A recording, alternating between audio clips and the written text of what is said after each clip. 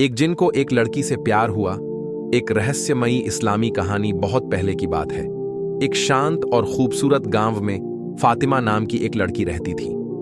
वह बेहद सीधी सादी, ईमानदार और अल्लाह से डरने वाली थी। उसके माता पिता ने उसे बचपन से ही दीन की तालीम दी थी।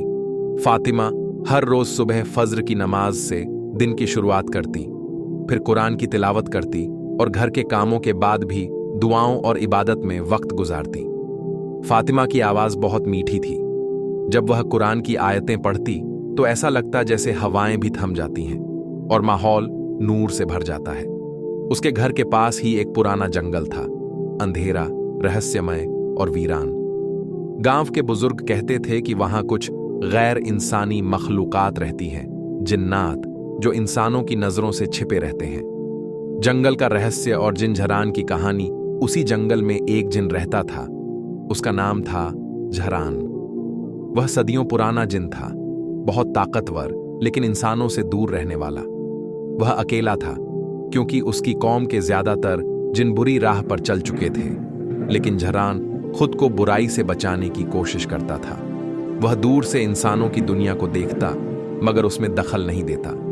एक दिन जब वह जंगल के पास से गुजर रहा था तो फातिमा की कुरान तिलावत की आवाज उसके कानों तक पहुंची।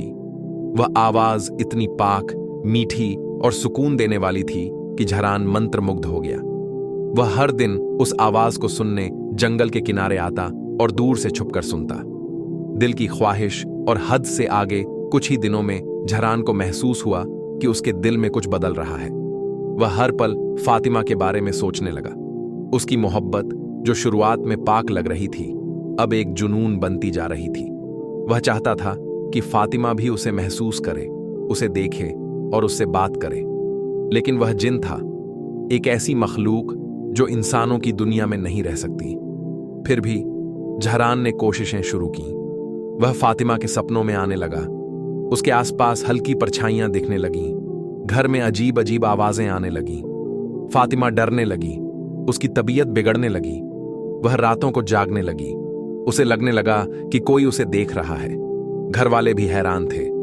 इतनी नेक लड़की के साथ ये सब क्यों हो रहा है? आलिम की मदद और रूहानी इलाज। जब फातिमा के पिता ने महसूस किया कि यह कोई आम बीमारी नहीं है, तो वह गांव के मशहूर आलिम और रुकिया हकीम मौलाना सलीम के पास गए। मौलाना ने आते ही कहा, यह मामला इंसान का नहीं, यह गैब की मखलूक का असर है। कोई जिन है जो इस लड़की पर आशिक हो गया है। उन्होंने फातिमा पर रुकिया शरिया की। आयतुल कुर्सी, सूरह फलक, सूरह नास और सूरह बकरह की तिलावत की गई। साथ ही घर वालों को हिदायत दी, घर में 5 वक्त की नमाज हो, सूरह बकरह रोज तिलावत की जाए। फातिमा आयतुल कुर्सी सुबह शाम 3 बार पढ़े। अल्लाह का जिक्र हर वक्त किया जाए। धीरे धीरे फातिमा की हालत सुधरने लगी। उसे नींद आने लगी। चेहरा फिर से रोशन हो गया। मगर झरान अब बेचैन हो उठा। उसे कुरान की आवाज से जलन होने लगी और वह खुद को कमजोर महसूस करने लगा। तौबा और खुद की पहचान। एक रात झरान जंगल में अकेला बैठा सोच रहा था, क्या यह मोहब्बत है या मेरी खुदगर्जी? क्या मैं अल्लाह की बनाई हदों को पार कर रहा हूं? उस रात उसने बहुत रोकर अल्लाह से तौबा की। उसने महसूस किया कि फातिमा की पाकीज़गी उसे अल्लाह के करीब ला रही है, न कि मोहब्बत में डुबो रही है।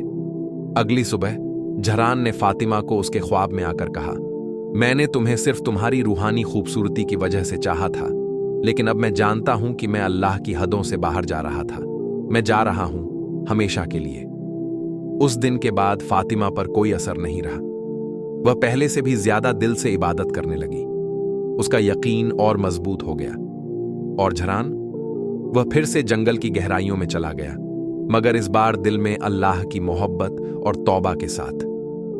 कहानी से सीख। 1. जिन्न और इंसानों के रिश्ते की शरीयत में कोई जगह नहीं है। ऐसे रिश्ते ख्यालों, शैतान और वासना का धोखा हो सकते हैं। 2. कुरान और नमाज से हर बुराई से हिफाजत होती है। जब भी किसी को अजीब घटनाएं महसूस हों तो रूहानी इलाज यानी रुकिया शरिया को अपनाना चाहिए। 3. असली मोहब्बत वही है जो अल्लाह के करीब ले जाए। जो मोहब्बत इंसान को गुनाह में धकेले, वह मोहब्बत नहीं, एक इम्तिहान है। 4. हर मखलूक के लिए अल्लाह ने अलग राह और दायरा तय किया है। उसे पार करना अल्लाह की मर्जी के खिलाफ है।